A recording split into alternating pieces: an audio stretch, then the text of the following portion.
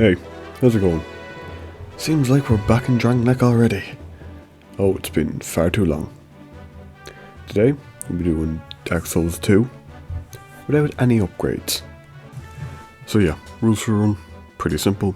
I cannot upgrade any weapons or the Estus. Infusions are okay.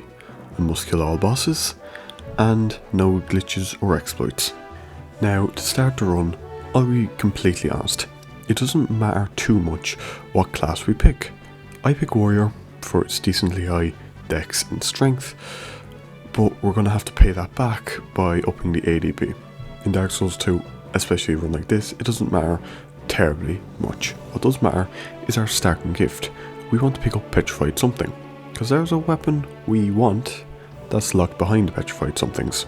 We create our beautiful boy. Much like Dark Souls 1, we can get the Morning Star from the get-go. Now, bleed in Dark Souls 2 is not good. It's 200 flat damage whenever you proc it, and it takes 10 seconds before you can even hope to start building it up again. It's okay. It's a supplement, it is not a build. Cause that 200 damage does not increase. That's its biggest drawback. Now, I've an important question for you all. Does this shit count as cheating or exploiting? Personally, I consider it just a cheese trap, and it's funny, so we'll allow it. And also, it's not the first time we use gravity to kill enemies, so meh. And with those souls, we go to the Hag and get a fragrant branch of yore. What we're going to do with it, you'll see shortly. For now, we're taking on Pursuer in the small arena next to the bonfire shortcut. If we die here once, he doesn't respawn, and we have to wait till after the last giant to do him. And after several life gems stuffed in my face to offset the fact I have not leveled ADP, we can kill the Pursuer. Second boss down. We get our dex to 18 and start leveling that ADP, because boy howdy, I'm gonna fucking need it. And then go gambling. Ah, damn it. The best weapon for this run is unfortunately locked behind these two bird bastards. So yeah, and no, it's not the old whip. That thing's a piece of shit. We then get surprisingly lucky and have the old Night Hammer drop. Now, it does have relatively low durability, but it's got 250 base damage. That's pretty good, and while it has no scaling water dam, or any at all I don't think, 250 base damage this early in the game is nothing to scoff at. We free a nice Pyromancer lady, who we are never going to talk to, run around while screaming, trying to stay away from these poison gremlins that keep trying to kill me for some fucking reason. We make a quick pit stop to get the Chlorothy Ring +1, because, my god, I love my stamina regen. We can then start assaulting this fine fellow. He does have a massive health pool, especially for someone who has weapons that can't be upgraded at all and is severely underleveled. But hey, if we run up the steps, he can't get us. Then we can just switch to another weapon and keep swinging. And while he is an NPC, he's also not really. He's more like a mini-boss. He has a completely unique moveset, and you can kind of just strafe around him. So, yeah. This is actually a rare time where bleed comes in clutch, and the 200 chunks damage is pretty damn good. So, after a few minutes, we can kill him, getting a decent amount of souls, and getting the second dragon ring. Pretty good, but that's not the reason why we did it. Now, for 5,000 souls, the Hag sells one of the 7 weapons in the whole game that have innate poison, the Black Scorpion Stinger. It also happens to be a Twinkling Titanite weapon, which has higher base stat totals compared to other weapons, because when it's +5 it only gets a 50% bonus compared to the boss weapons, which are meant to be 2.5, and the normal weapons, which are meant to be 2. So this thing deals more damage without it getting any upgrades. That's what we're looking for. We want weapons that are upgraded with Twinkling Titanite for this very reason. And as you can see, it's pretty fucking good. Getting a Twinkling Titanite weapon this early is huge. This thing has, I believe, 200 damage. It has no scaling, but 200 damage before we infuse it before anything. Which is really fucking good, because 200 damage this early in the game, and on a thrusting sword, nonetheless. With poison, is great stuff. Now, the weapon isn't perfect. It does have pretty low durability, but for the moment, that doesn't matter. Just see how powerful this thing is. We've even proc poison and we don't need it. The way poison works is it deals 1000 damage, or roughly, over a period of time. It's the opposite of bleed, and it can be very powerful against certain enemies. We don't need it yet, but it does come in handy. Next, we take on Nazca. Now, Nazca is one of the few base game bosses that is actually immune to poison. If you want to know which bosses are immune to poison, they tend to be the more animalistic ones, the insectoids or the straight up feral animals. Those ones tend to resist poison, but it doesn't matter. Yet again, our base damage is so high from the Black Scorpion Stinger that we can still just burst down through her with very little issue. I spent far too long fighting this boss in the chest only run. I'm not going to let her kill me here now. So without too much issue, that Scorpioness Nazca down. Now, I was going to try kill Royal Rat Authority to get a certain item that will help us, but there's an issue. Those fucking dogs. They keep running after me and I can't just kill them quick enough.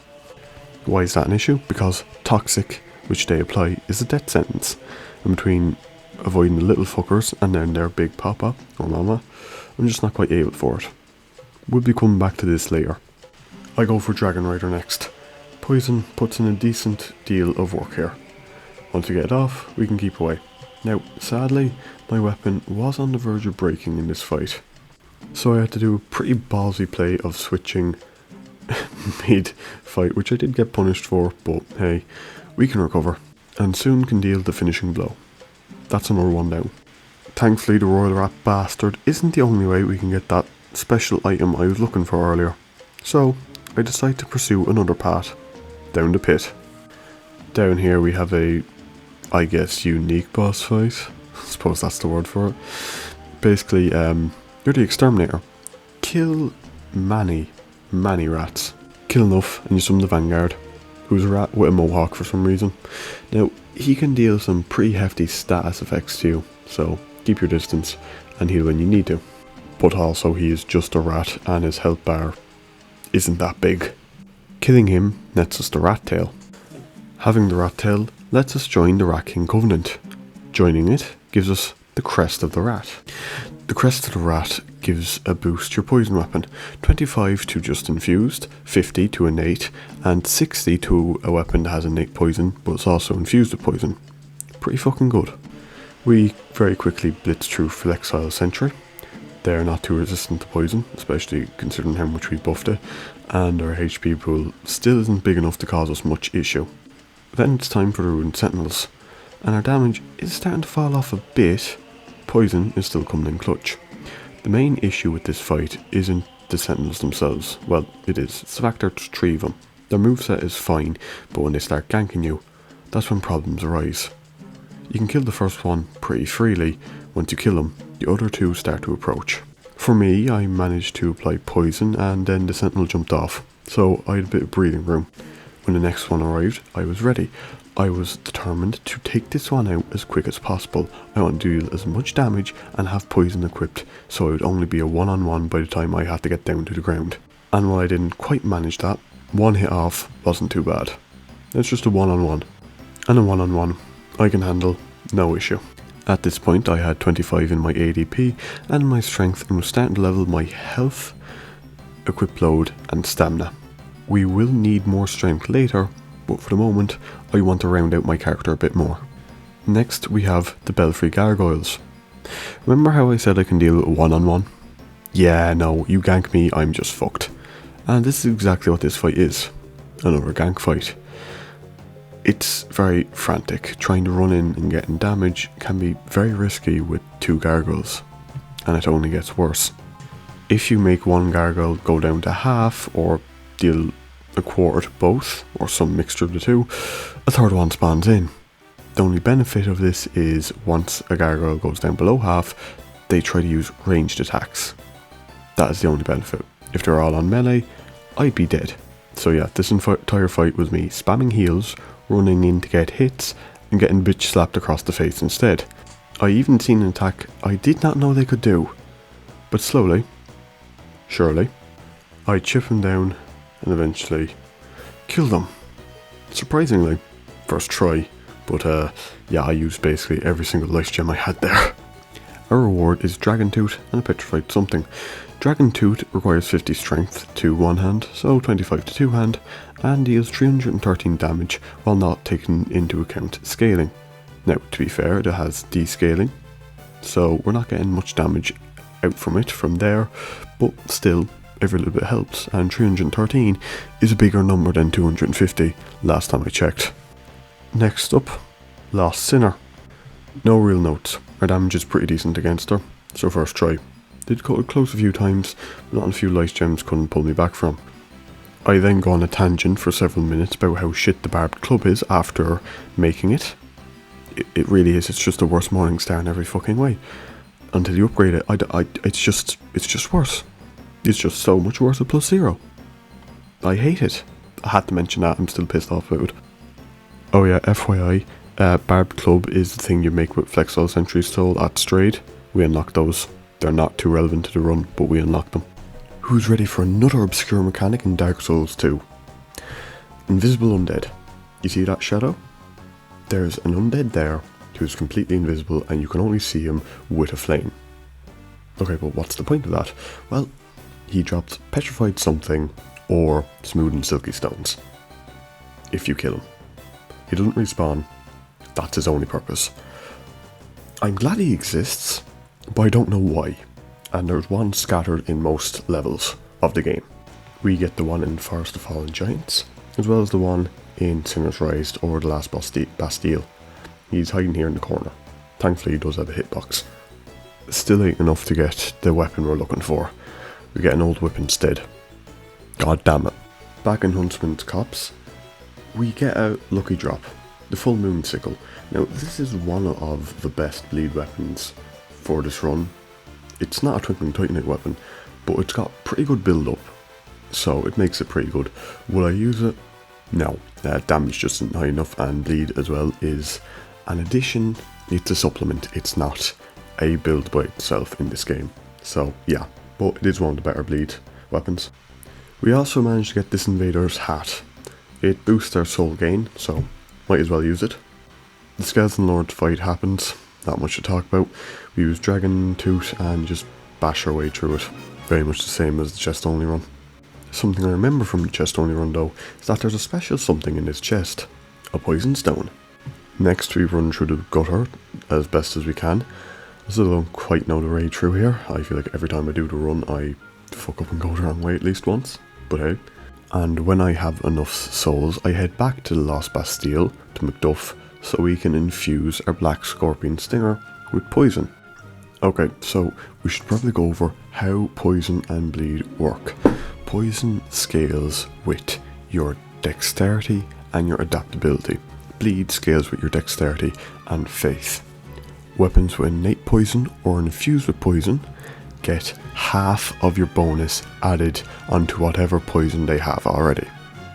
If a weapon has poison naturally and is infused with poison, it will get half of your bonus plus 42 while it's unupgraded. Why 42? I've no fucking clue. But of course, this is Dark Souls 2, so that's not the end of the weirdness. The base amount of poison or bleed a weapon does when it's infused feels completely and utterly random. Now, you'll see 96 and 112 pop up a lot. It's like on the Black Scorpion Stinger. 96 is what, if you infuse it, that's what it goes up to, just the base poison, aside from any scaling. But on weapons like Forlorn's Greatsword and Scythe, which start out with 112, they go up to 174 for the Greatsword and 188 on the Scythe. Why? Why are they different? What the fuck, game? Why? So this leads me to wonder, like, what the fuck? Do different weapons get different bonuses when they're being infused? Does Scythe just innately have a higher bleed build up than Greatswords? Like, what?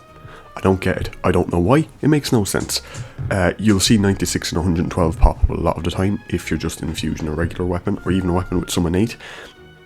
I guess if it's over 96 it goes to 112, and if it's under 96 it goes up to 96, and if it's over 112 it just, fuck it, I don't know. and I can't really tell you, it's just weird. Anyways, back to the Black Gulch, where I'll deal with the giants. Thankfully they're quite weak to poison, so we can kind of hide away, run out, hit them, and they die. After that, it's time for the Rotten, and he can't be poisoned, it just takes quite a bit. Our damage is kind of We're not doing near as much as we were, so we are going to have to switch to a new weapon pretty soon. Against the Rotten anyway, the fact we do 200 damage a swing and can proc poison is enough to keep it in the races against the likes of Dragontooth. And despite getting a bit too close to death for my comfort, and take the Rotten down, we're able to get another petrified something. We grab the Dragon Talon and head to the Sunken City. Don't worry, I'm not mad enough to take on the DLC bosses quite yet. No, we're here for something else. I swapped the only item discovery boosting gear I have, the Prisoner's Tatters, and start taking on the different enemies around here. All of them work. All of them should drop the thing we need. And no, it's not poison moss. And after dealing with a few more, I remembered I have some rusty coins I can use for a discovery boost. And then it happens. A drop. And it turns out to be just the thing we need. The Sanctum Gauntlets. These function like an extra Crest of the Rat, boosting our Poison Black Scorpion Stinger by another 60 points. So we're getting 120 bonus from the ring and the Sanctum Gauntlets put together. Very nice indeed. We then go gambling yet again. Who wants to bet if I get what I want, or don't? Well, let's see it. The Demon Great Hammer. The brand weapon, and as it so happens, the best weapon for this run. Or at least one of the best. You see, the Demon Great Hammer has 300 base attack, a bit less than Dragontooth. The difference is it has B scaling, and at 50 strength, it gets an extra 151 in scaling, for a total of 451. That's pretty good. It's also a Great Hammer, which I would consider to be the best weapon class in this game for its different utilities. Pancaking an enemy is really, really good. And I'm not going to delude you. I'm not going to sit here and pretend that this run is super hard. Iron Keep was a bit of a pain, as it always is, but I have all the life gems I can want, and I can also pancake enemies as many times as I want, or need to. And while I did die a few times to certain bosses, like Smelter Demon, the rest kind of just fell to tatters. Even the Royal Rat Authority, which was a major challenge earlier on, isn't too bad now. Getting rid of the dogs is fine, because we actually have poison resistance, and our damage is great against them with the Great Hammer. Casual reminder that the Prowling Magus exists. Well, I should say, did. I did have to use the Old Knight Hammer against the Spider, but that was only because I didn't have 50 strength yet and couldn't use either Dragontooth or the Demon Great Hammer. Even still, the Old Knight Hammer with its 250 base is plenty for the Spider. Her attacks are very telegraphed and you can kind of just run in a circle around her, bash, run around again. As long as you're careful, sometimes the hitboxes can be a bit funny. You don't want to be too aggressive on one head. We all know why. So then, that's another down. Undead Chariot. The twin Dragon Riders. And Looking Glass go down without too much fuss, really. And Shrine of Mana, as we've already established, isn't bad. You can break the backs of the sorceresses with one strong R2, and as for the Archdrake Knights that chase you, you can do likewise. You can pancake them and then just swing at them as soon as they get up. Which takes a great deal of the challenge out of getting through this area, to be quite honest. And also, I did this without any healing last time. I have 99 life gems now. I'm not doing too bad for myself. We shut up the Demon of Song. Then, Vestald. And I don't know why, but Vestald gave me quite a deal of trouble. This was the first mental block for me when I was playing through it. And I still don't know why. I spent so long learning this in the chest only run. How have I forgotten already? I died to him several times. If I had to make a guess, I'd say at least 12. I soon came up with a pseudo strategy. Attack him with the Demon Great Hammer to start with. Then, when he's buffing, hit him with the Black Scorpion Stinger to apply poison, which bypasses all defense. And then finally, don't fuck it up right at the end. That's a bad example. To be clear, there should be no reason I found this as hard as I did. I just had a mental block. I'm not quite sure why, but I did. The only thing was, I was a bit too stubborn to step away, which I really should have. We do get through him eventually though. Guardian Dragon is no issue. And while the Ancient Dragon is still a massively bloated fucking health pool, at least I don't have to rely on poison him this time. I can actually keep fucking swinging. The only problem here is my durability nearly went, but that was about it. Thank fuck, I hate that boss. Then it's time for Dark Lurker, and this one stressed me the fuck out. You see, while not having a bloated health pool, he does resist fucking everything. He takes like half from physical damage compared to other bosses. Half! To make matters worse, it doesn't seem like he can be poisoned. Quite unfortunate. That said, just the one is pretty manageable. You can back off and heal when you need to. 2 on the other hand, 2 is quite bad. Now, for whatever reason, at least one of them always seemed to be trying to melee me at any one time. Often times it was 2, and that's actually really good. If one of them starts spamming me down from range, it's not good, but their 1-2 attack you can very easily hit back on because they tend to stop for a few seconds afterwards. And that beam attack is also very good, because if you can run back out of the way, dodge any of the melee, you can also get a free hit off on one. Occasionally you can clip both of them, which is double damage. Then we got to this bullshit. If anything hits me, I die, but if I can even barely clip them, they die. And I went for the wrong one, so I have to go for another round to try dodge. But in the end, I get it. Just in time. And let me tell you, my heart was going 90. The Giant Lord is literally just the last giant. He's not that bad, even if he does hit you. He kinda doesn't have many combos. So yeah, first try. And while Vendrick hits like a fucking freight train, he is still rather sluggish. And I did learn a thing or two from the chest only run when it comes to fighting him, even if I'm using a far heavier weapon. So after a bit of back and forth, we can put him down as well, without too much trouble. As for the Poison DLC, we blitz straight to the first boss. She's not bad, except when she summons Vestald. Cause guess what? I still don't know how to fucking fight him. This ends up with me using hit and run strats. Running away from Vestald, going around, and hitting the actual boss we have to deal with. Of course I do get clipped occasionally by either of the pair, but that's not quite enough to deter me, and we managed to take her out of it. Then we have Sin. He's a colossal pain up the hole because he runs away from your attacks, and he will hit you, but he's kind of not that bad. He's annoying. He's not hard, he's just annoying. A lot of his attacks you can dodge. The attacks that you can't, or a bit awkward to, will deal about half your health bar. True, but chances are he'll fucking run away from you and give you more than enough time to heal up to full. The problem is, he keeps running away from you, and I'm doing bad damage to him. Like, I'm sorry, look at this. I run over to him, try attack, he flies up, flies away. I run over to him, try attack, he hits me, flies up, flies away. This is just a fight. This is all the fight is, and it's so infuriating to me. And also, anytime you hit him, he does extra durability damage to your weapons. It's really fucking annoying, and I hate it. Eventually, I managed to kill him. It took far too long, but it was the first try. As for the gang squad, turns out when I have healing, and focus on counter-attacking whenever they swing at me so I get a guaranteed hit, they're pretty alright.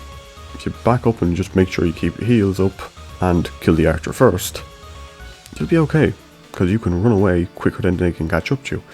Just be careful about popping one heal at a time, and run for another bit afterwards. So yeah, that's the first DLC done. Wasn't too bad. It was here that I just got hard walled, and I don't even know why. Ava, I just couldn't dodge her attacks. She just come lunging at me, and generally, you just get smacked. I don't really know what it was. I fought Ava so many times. Hell, the last one I did her hitless. How am I dying to this? And it wasn't just Ava either. The same for Smelter Demon. I've already fought Smelter Demon in this run. I already killed Smelter Demon in this run. And it gave me a bit of issue, but it wasn't too bad. It's on the 3rd or 4th attempt, maybe? Nothing too major. But yeah, I kept fumbling my dodges, and fumbling them badly. And I could say the same for Fume Knight. Fume Knight is a fight I practiced a lot, and generally enjoy it. I like the ebb and flow of it. I'm generally pretty good at it. I've practiced it a lot. It's probably the fight I've spent the most time on in any fight in Dark Souls 2, and I've come to enjoy it quite a bit.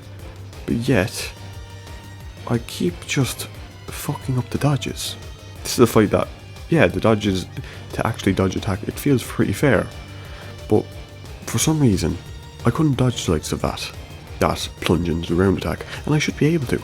I should be more than able to. I don't know what it was, if I was leaving myself with too little stamina, for I wasn't reacting in time. I don't know, but it was completely my own fault. Around this point I decided to end the stream for the day, and try again tomorrow. And that, it turns out, was the correct call. Fume Knight wasn't my cleanest, but I remembered the basics of how you fight him in his second phase. When he does this wide sweep, you punish. Back off, wait. When he does his thrust, you punish. The rest of his attacks, do not risk it. His plunge into the ground can be punished, but make sure you stay away and use it to heal more so than anything else. After about 4 more attempts, I remember that, managed to take him down. Ava followed suit. I realised there's plenty of opportunities for me to heal in this fight, and the dodges started to click with me more. Now, I didn't dodge every single one, I digress, but enough. She fell also. Smelter Demon, Smelter Demon took me a fair while longer. You see, I thought on this attempt I just about managed to kill him. He had poison, and he even played his death animation. Alas, it wasn't to be. God damn it, Dark Souls, you couldn't give me a handout. For this fight I adopted the mentality of focus on healing, apply poison, and then deal damage with the Grey Hammer. As you can see there, 1-1 combo, and I need to heal immediately or I'll die from this burning effect. That puts me under quite a bit of pressure.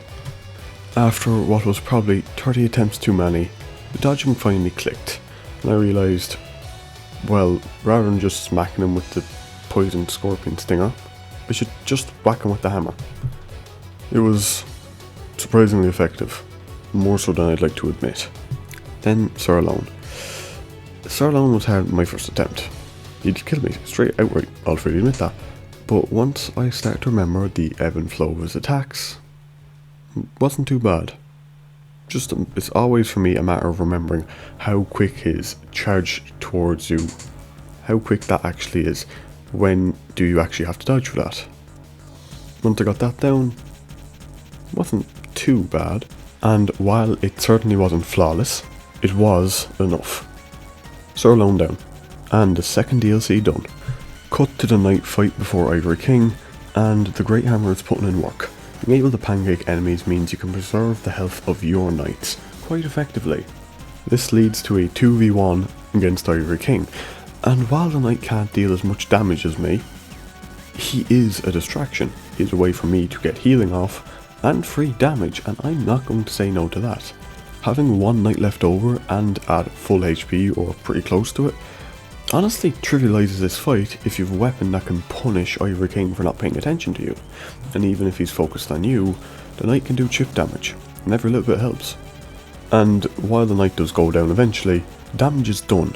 Ivory King was only about 2 hits away. I can quite easily finish him off. My god, is that what it feels like to play with summons? I should do that more often. Nah. Then we have Frigid fucking Outskirts, which I hate. I really hate it. No further comments. Then Lud and Zalen. These two have a lot less health than Ava, but there is 2 of them. And our second little kitty cat sitting on the side over there is quite the troublemaker. We want to deal as much damage to the first one as quick as we can, and as soon as it hits half health, the pressure's really on. At that point, we may have to take a few hits, but we need to take them out of it. I can deal with one enemy at a time. most of the time, but not 2.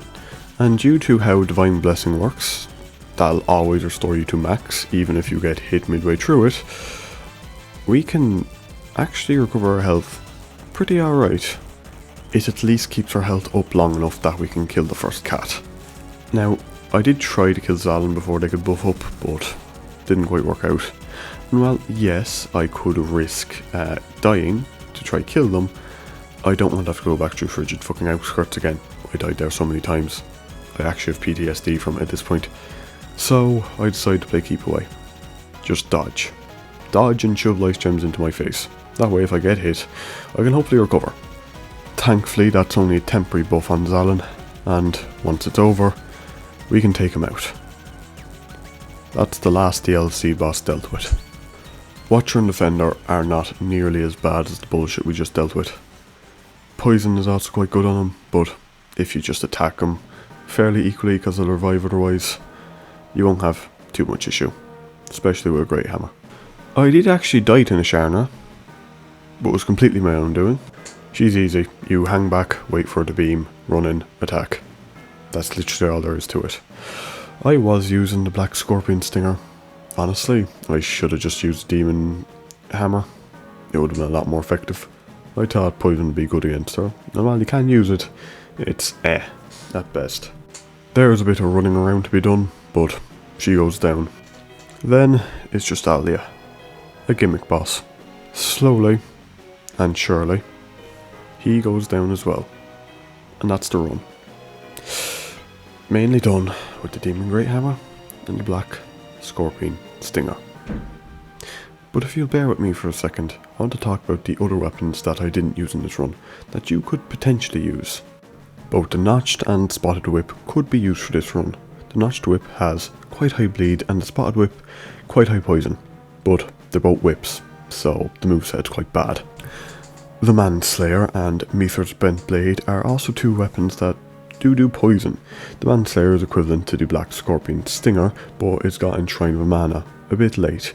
As for Mithra's Bent Blade, I didn't pick it up because it's a boss weapon first of all. Second of all, it's a dagger, the base damage is shit. Third of all, it can't be infused with poison, so I thought it'd be lacking compared to the Black Scorpion Stinger, and it is. However, what I didn't know is it also deals toxic buildup, and is one of 2 ways to do it, potentially 3. You can use Toxic Mist, the Bent Blade, and I believe Dung Pies, but it would have been quite good because, hey, that's another poison to stack on, so it probably would be the best poison weapon to use for this run, because we're not using the poison weapon for its damage, generally, especially towards the end of the run, we're doing it for its status, and that's doubling it up. You can't apply this quick, but it's a dagger, so it can swing more times. So in reality, this would have likely been the best weapon for poison for this run. I was just too dumb to see it. We then have the Great Scythe and Great Sword, or Forlan. These are the best bleed weapons you can get. In fact, infusing them with bleed is just the best course to go on. They have, I believe, one of the best bleed build-up. It's a bit behind the Full Moon Sickle and the Notched Whip, but it's still very high, especially when infused, and they actually have decent base damage. Not quite the same as the likes of Dragon Tooth or the Demon Great Hammer, but still decent. However, they're an absolute pain up the hole to get. You need to kill Forlorn 5 times to get either weapon. 4 times, first of all, to get his armor piece unlocked at Strayed, and then once more with each weapon. You have to burn a bonfire Setic at this location, the first bonfire in the Huntsman's Copse, then warp to the second. This is the only point in the game where he's guaranteed to invade you. The only point. The rest it's just chance. So, burning a bonfire at the first one, for some reason, respawns him. I have no clue why it's the first one of this area, considering it's the second bonfire to respawn the items on the ground there, but hey, at least you can farm him out the several times you need. Now, he is using his greatsword here. That's important, because after you've killed him 4 times, on the 5th time, you can then be sold the weapon he was wielding that you kill him on the 5th time. So, once you've killed him however many times you need to here, you have to go to another location. Unfortunately, spawning him in Alia's Keep, well, it doesn't count. This is Forlorn. This is Forlorn using a scythe, but it does not count. So yeah, you have to wait for the less than 10% chance of him to invade you. Again, there's a less than 10% chance that he'll spawn. I went to this location just under the first bonfire at Shrine of Mana. It's pretty close by, so the runbacks shouldn't be too bad, but a less than 10% chance, I'm going to call a 10% chance, even still, when you get to the 18th attempt, it's only like a 75% chance, I believe. I think that's how statistics work. So yeah, it is quite annoying just running back and forward to try getting spawning. And after what felt like half an hour, well sorry, it felt like longer, in reality it was probably like a half an hour, he finally does spawn in and he's not too hard to deal with a great hammer. Strayed will then sell you his scythe. It's not worth it though, because scythes in Dark Souls 2 have sweet spot damage. And it's really weird and wonky sweet spot damage. You might as well be doing Russian roulette with like 3 blanks, 1 armor piercing round and 2 normal rounds. Sometimes you do absolutely insane damage, sometimes you might as well be punching an enemy with your fist. Look, I don't know the logic behind it. I might eventually when I actually use scythes. If you want to have a look at it, the Backlogs did a scythe only run. You also did a whip only run if you're curious about either of those weapons. I don't really like them. If you had to pick between all these 2 weapons, I would personally pick Forlorn's Greatsword, which I also want to point out for a second. Forlorn's Greatsword looks like it's from Twilight Princess. It looks like a weapon Xant is going to whip out on Link to kill him. I just had to mention that, just look at it. And I do really like that aesthetic. It is really cool, but they definitely got inspiration from that game. There's no way they didn't, right? Look at it.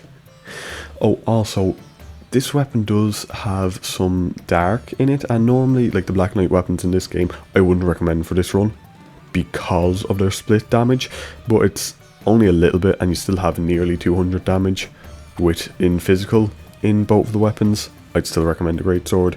You do also require 20 in your strength, 15 in your dex, and 10 in your faith and intelligence for the Greatsword, and 15 in strength and 20 in dex with 10 intelligence, faith for the scythe.